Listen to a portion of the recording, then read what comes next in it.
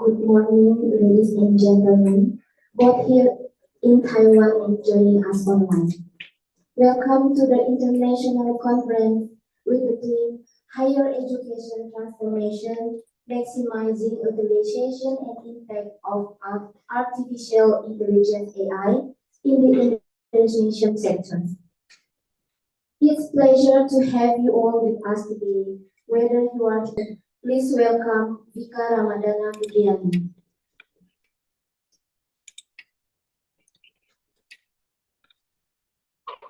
Anyone, please.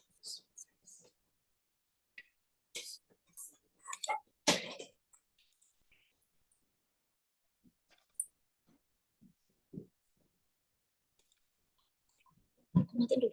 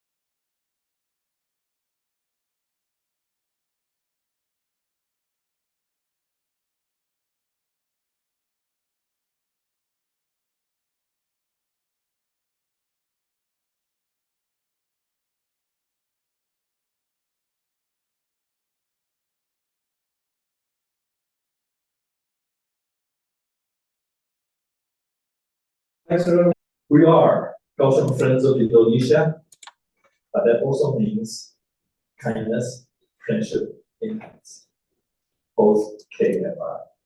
Okay. As I mentioned, there are that many migrant workers here. That's about 1,000th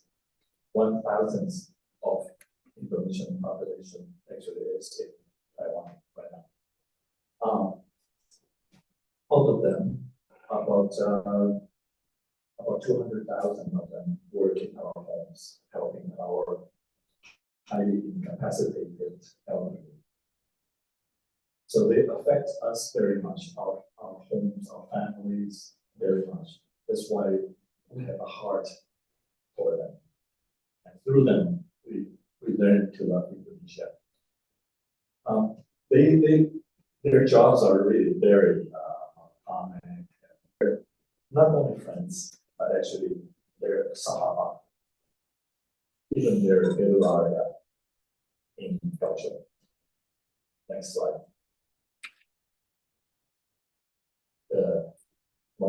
one picture is worth 1,000 words, so there are 2,000 words here. Right? You see, you, Susan, and we are really Galarga with the caregivers, with whom we spend a lot of time, our co-workers together. Next.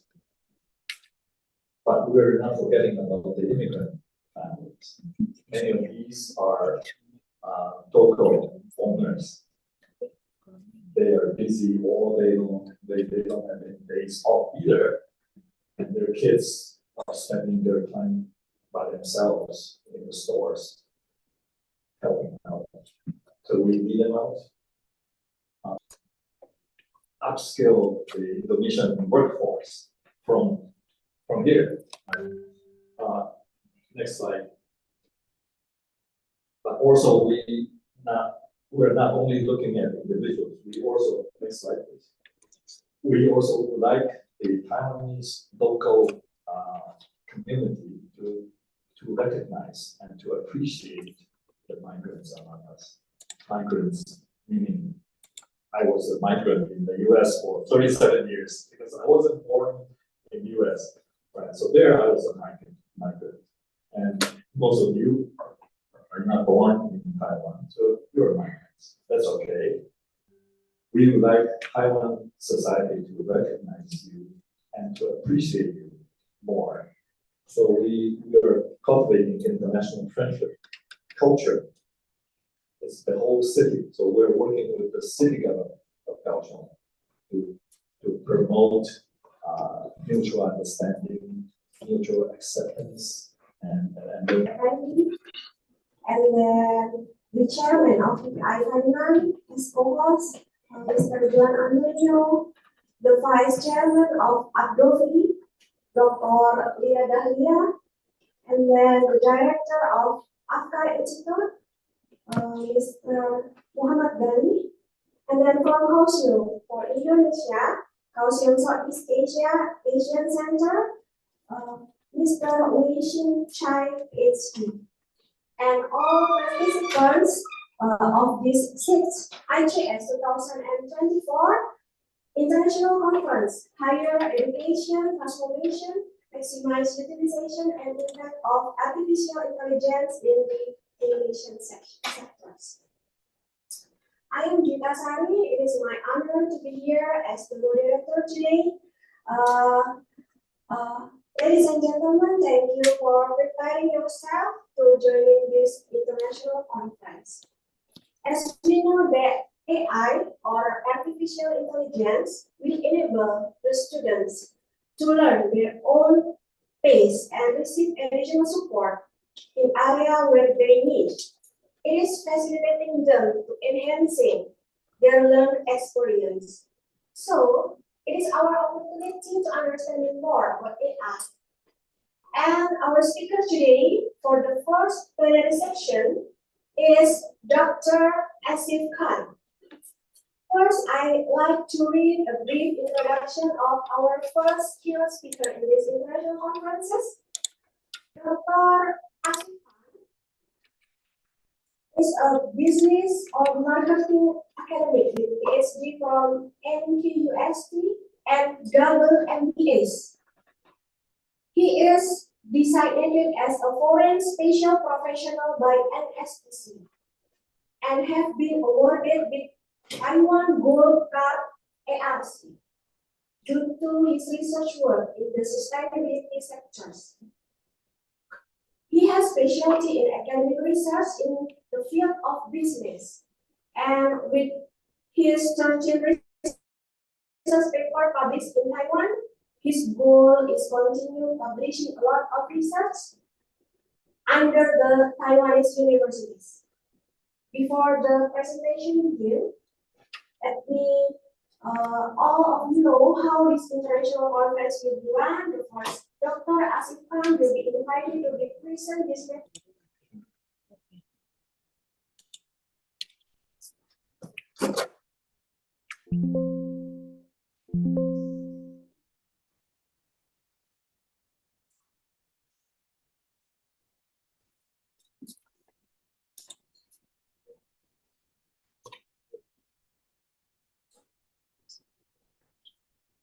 Yes, okay. I think it's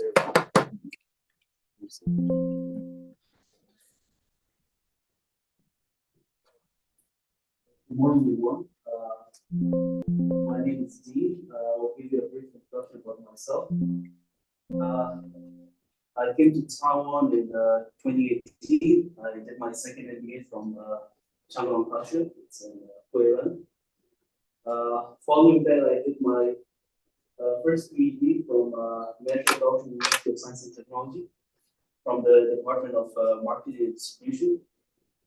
While being there, I made certain friendships and research relationships with most of my professors and to some of the schools in mainland China, Macau, and a couple of schools in the US.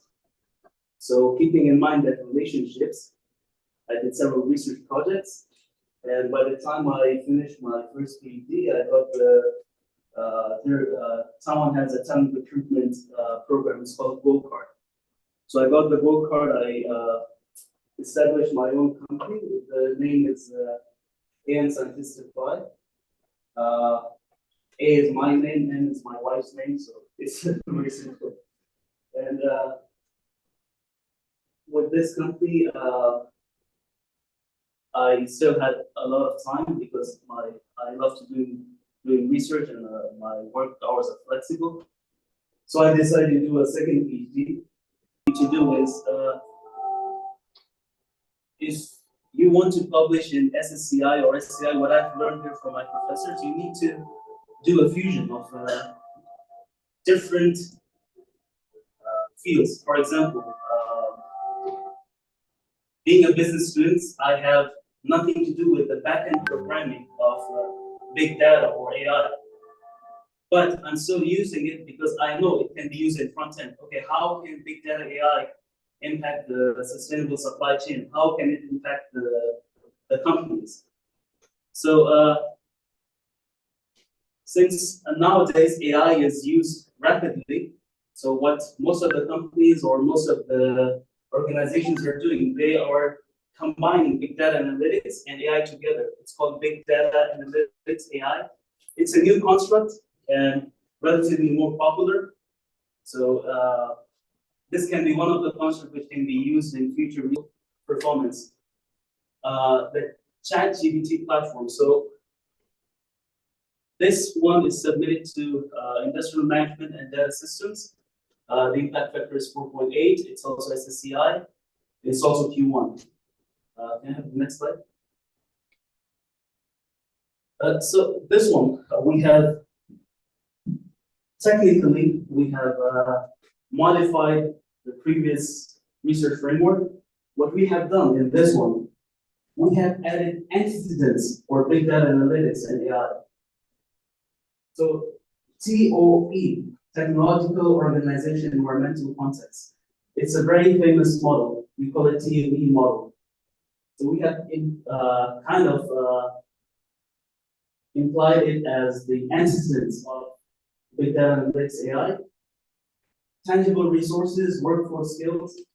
This is how the organization are applied. The third one, this one is a relatively simple framework. So we submitted it into, this one is a Portuguese journal. It's called RAE. It just promoted to Web of Science SCI. So the impact factor is not too high, it's 1.08. But it's technically SSCI, sorry, it's not SCI, it's SSCI. Can I have the next slide? This one's relatively very simple. We just modified the first two frameworks, and in this one, we're stressing upon the mediation role of supply chain and media search. The main relationship is between big data analytics AI and green supply chain management. But what's the role of supply chain and media search? Will it impact? Will it have a mediation impact between these two? Next slide. This one is somewhat related to AI. It's not technically AI completely. It's a virtual reality. So, but still, it got accepted a couple of days ago. I got wrote the email, so I just want to share it with you. That want to stress upon an online platform or a shopping platform or a student online learning platform, there must be some antecedents which are either related to immersion, which is this construct, or related to flow. It's very famous in information management field, immersion or flow. So in this, as you can see, interaction and vividness are the most commonly used ones. Then we have embodiment and media and novelty. These two are specifically related to VR. And immersion is somewhat related to flow. It's not like the synonym, but they have some similarities. Flow experience is like, it's a psychological construct. If you're so immersed in doing an activity, you have the flow experience. Can I have the next slide? Okay, this one is Don't worry, take your time. Is it an online content? Yes. Well, I think it can still cannot Oh. share with the Zoom meeting.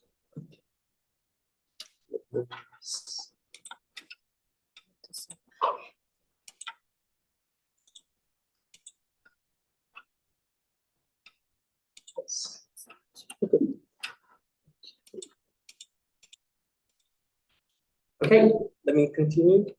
So today I'll be covering the impacts of artificial intelligence integration landscape in Taiwanese higher education. And I will not tell you why we should put AI into education. Instead, I'll tell you what is happening in the current top schools, top universities, how they implement AI into their schools, and what are their policies. Thank you, that would be nice. Yes. To show it. Yes. Oh, okay. Okay, so AI integration is revolutionizing Taiwan's academic landscape, presenting educators and students with both opportunities and challenges. Yep. A review of the missions. Firstly, is the faculty training. It's hard because the current technology advancement is too quick. You can't keep them up to date. And secondly, it's hard to keep students' participation, engagement, and keep them motivated because the outside world is too strong. TikTok and other kind of short film kind of application really take away the attention from the academic shift towards to probably entertainment and something else. And lastly, the urgent need for transformation because the current education system is not working at its finest. So it is the time to transform a little bit. And the challenges faced by the educators, firstly, is the personalized teaching. As less and less universities are fighting for less and less students, it is harder and harder for them to fight over students. They have to make it very, very appealing for students to choose the school. So they have to accommodate diverse learning styles, and also they have to stay current, keep up with the advanced. Personal information and learning data. Sister, it's better to be because you can introduce yourself. I'm sorry, Yeah. hello. Nice to meet you. My name is Rebecca. I'm from Germany and I'm currently studying at the Swiss University, like the Southern University. Yeah. Should I ask the question again? Oh no. Yes. So that's our situation. How can we control? Thank you. That's a very nice question. Thank you for asking. So picture this: you have a safe box, and how can you protect the secrets you put inside? So, firstly, you can share your keys with others, or if you share your keys, maybe you separate it. Was there something framed? Are there any implications? There should be some good implications, practical implications, theoretical implications, which you need to justify. So if I think these are the important factors. So,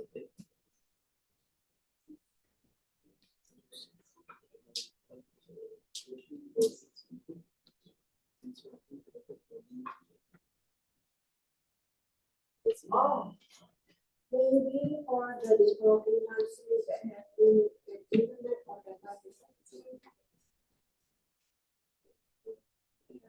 We are not in Taiwan, maybe it is from Wait, the- yeah. Yes, maybe. Okay, so, as I understand about this question, the person is asking. ITE Cloud. Many thanks. So Mr. Agus asking for the both keynote speaker maybe for the first.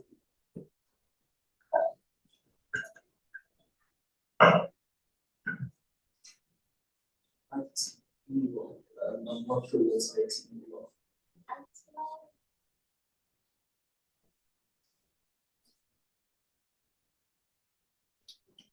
It's for ChatGPT. It's for-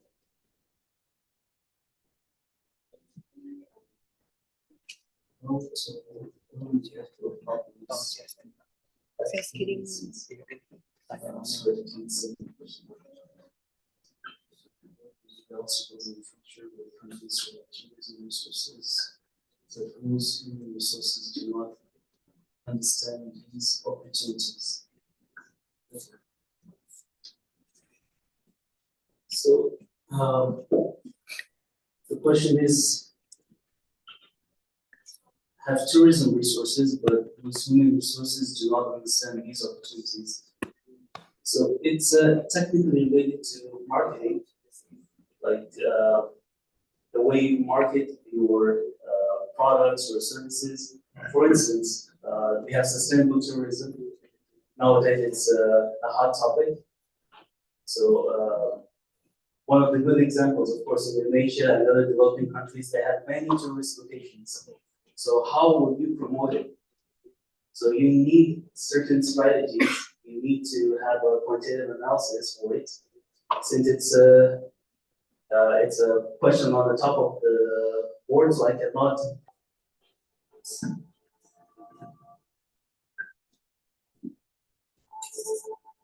Okay, so we hope that it is clearly answered by Dr. Kang. And we back to Mr. Agus Firmansyah before the second keynote speaker.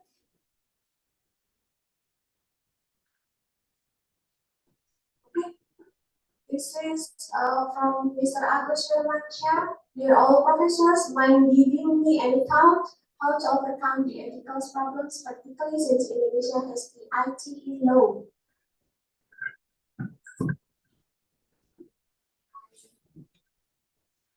So I am an imposter, I am not an Indonesian, so I am not aware of the ITE law. Sorry, I can't really help. Assistant. First, congratulations for the presentation. And I am like amazed with the one that you shared with the process. Like you showed us the strategy for making the research. Like at the end, it should be the introduction. Right? So my question is on the fast forward situation. Like we're making research, like the end one is to publish, right? So my question is, like nowadays it's really hard to find some journal to publish our paper. Like, are there some strategy like before drafting some research, when you have some idea in mind like, this is my journal, I select this journal for my paper to be published. Because there are some cases like you need to know some specific journal because like you should highlight. All of them took me a lot of time, a lot of efforts. And it's co-authored with one of my professors. The professor also accepted it. Yet I got into trouble with the dean. So I will just say you need to adopt a culture. For instance, you need to publish. You already worked very hard on the manuscript. It will not cost you like 1 week or 2 weeks. Just have an agreement from the professor, ask the dean whether it's okay to publish in that or not.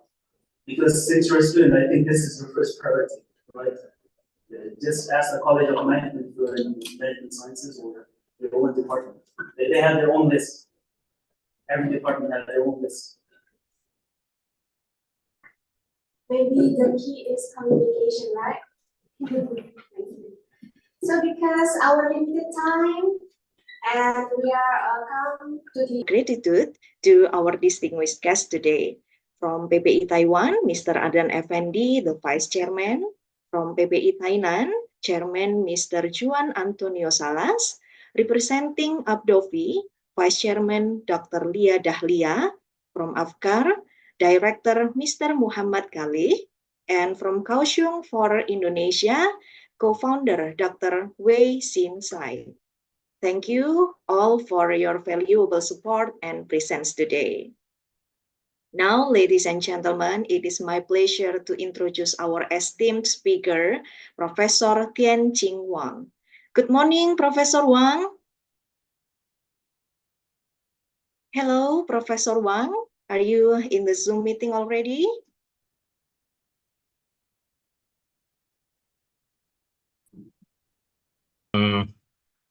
Hello, good morning, everybody. Now I am, wait, 2 seconds, wait. Hello. Yeah, hello. 怎么样？你等我20分钟，我现在有一个线上的研讨会。OK， OK，later I call you。OK，fine， 好，拜拜。Sorry, because I'm Ho Chi Minh City and the university asked me to supervise their doctoral students and master students. So later I have a meeting. So that okay. Chairman say I get a MBA degree from the Taiwan Jiaotong University before and PhD degree in the UK.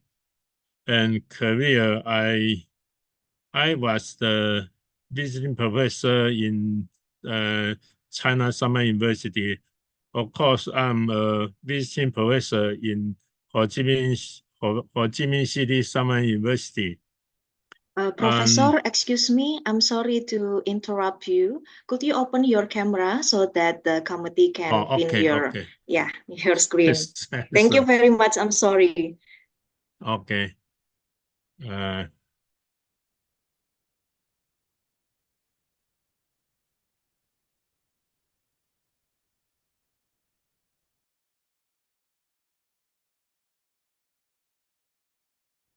Yeah, and this appendix, the reviewers asked me had to put something on in the appendix. Yeah. So this equation 2021, you can see these equations in the EJOR 2004 period. So you can find these equations in that paper, in that journal, but you need to care the equation. In that paper, here I say 1, 0. That's wrong. The equation should be 0.1, not 1.0. No. So in here, they use equation 26 to convert Reference relations and fuzzy linguistic, incomplete linguistic preference relation or fuzzy imprera. Could you discuss the most challenging aspect of developing these methods and how they significantly improve design making in complex systems, Professor Wang? So my question is about what is the most challenging aspect while you're developing these methods? This method, because when you say you do the social science research, when you say very important or unimportant, there is in linguistic terms, but your important and I my important is different. So it in the traditional method, we all use 5-point or 7-point questionnaire. But in fuzzy concept, we use the fuzzy numbers because fuzzy numbers suppose important. It contains Very impressive, Professor. Yes. May I ask a question again about the application in higher education, since we all, or maybe majority of us, as the presenter and also the participants are working in the higher education sector. I'm a lecturer and also the secretary of study program in Indonesia, Surabaya. And my question is that how can this methodology be integrated into higher education frameworks, Professor, particularly in enhancing administrative and academic decision-making processes? Is there any moment, opportunity, for utilization, these methods into higher education frameworks? Yeah. Okay. In such as this this moment, I contribute my my performance in Ho Chi Minh City Summer University because I just say the academic field I do that, but I say I talk. I say I created more than 50 indicators. You say indicator or index. Somebody say index, somebody say indicator. So those indicators can let your investment be objective decision making. Okay, understandable, Professor Wang. Thank you very much for your answer. Yeah. Now, in the chat box on the Zoom meeting, we have one participant who wants to ask toward Professor Wang. Yeah. He asks, would you mind, Professor, mention him the soft computing method, which is popular or similar in Southeast Asia or Indonesia? Maybe you have any recommendation, Professor? What's proper or a good soft computing methods which is popular or similar in Southeast Asia or especially in Indonesia? Okay. So sorry, Chairman, I need to dig because they are waiting for me downstairs. So I have to go there, join another meeting. Oh, okay. Sorry. Okay, then I guess that is the end of the session. Okay, ladies and gentlemen, all right, before closing the session, I would like to conclude this profound session with Professor Dr. Tianqing Wang regarding fuzzy in PRIRA and their applications across various domains. Professor Wang introduced us to several groundbreaking fuzzy methods, each enlightening innovative approaches to decision-making under uncertainty. First, we delve into the fuzzy linguistic preference relations or fuzzy linguera, which enhance our ability to interpret and process linguistic data, offering more nuanced insight into human-like decision processes. Then we also explore about the fuzzy vigor. This is also a method which Professor Wang has adapted for multi-criteria decision-making. This method prioritizes the integration of conflicting criteria, proving essential in Chairman. decision-making uncertainty. Okay, MC, the floor is yours. Thank you so much for Dr. Vicky and Professor Ten Chi Wang. Next, we will be honoring our keynote speakers with a gift. I would like to invite the first speaker, Dr. Asif Khan, and event chairman Elisa Octaviani Putasoy. Please welcome to the stage to give the gift for the first speaker.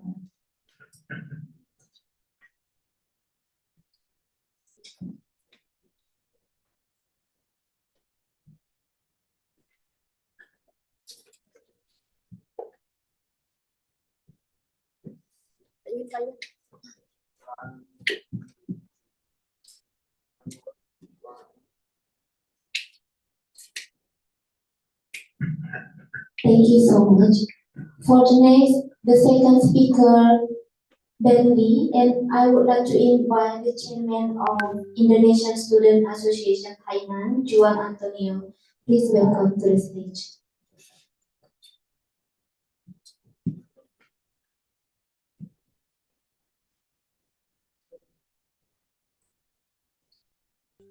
And then all of the guest stars welcome to the stage to take photo with the online participation.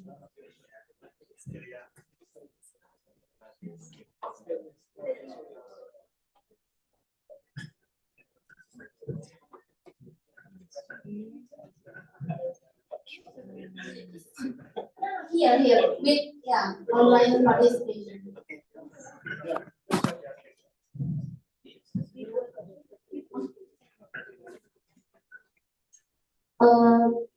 Miss Fitri, we will have online. Yes. We will have photo session with online participation. Thank you so much. Please on your camera. We would like to see your face. Everyone, please on your camera. We will have photo. Okay.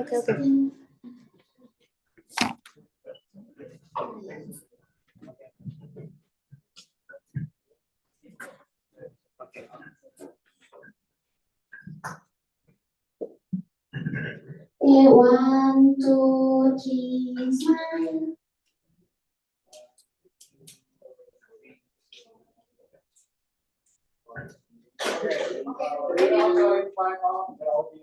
Maybe it's okay if all audience is online.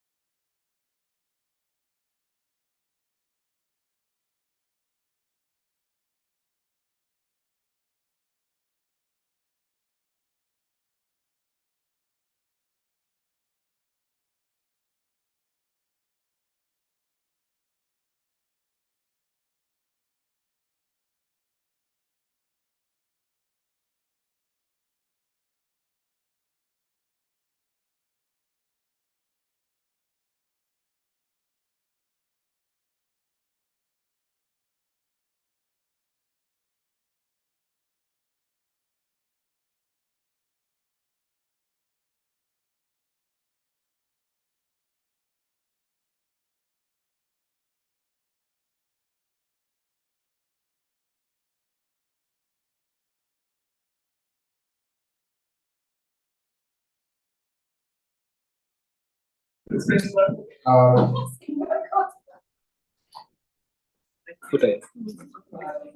afternoon, everyone. So currently we will start our first oral session. And for everyone who will present in the first session, please.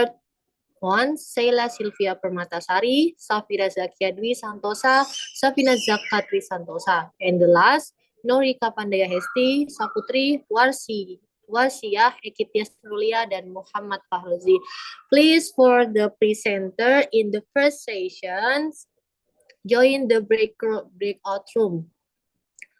Room A and room B. And for the all participants, you can choose whether you want to join the room A or room B. Thank you.